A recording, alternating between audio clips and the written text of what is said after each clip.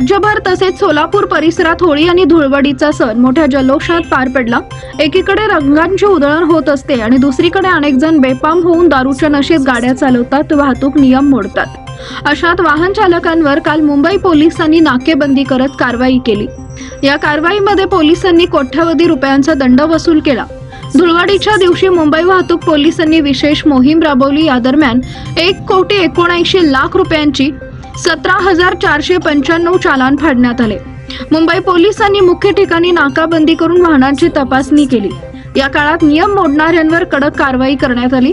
Mumbai police आणि वाहतूक विभागाने होळी आणि धुळवड म्हणजेच 2 दिवस वाहतूक नियमांचं उल्लंघन रोखण्यासाठी विशेष मोहीम राबवली होती। या कालावधीत नियमांचं उल्लंघन केल्याबद्दल 17,495 वाहन चालकांवर कारवाई करण्यात आली। या कारवाईतून तब्बल 1,79,79,250 रुपये वसूल करण्यात आले आहेत। या मोहिमेअंतर्गत मद्यपान करून वाहन चालवणे, वेग मर्यादा ओलांडणे, हेल्मेट न घालता दुचाकी चालवणे, बाईकवरून 3 जणांचा प्रवास करणे यांसह इतर वाहतूक नियमांचं उल्लंघन करणाऱ्या चालकांवर कारवाई करण्यात आली आहे।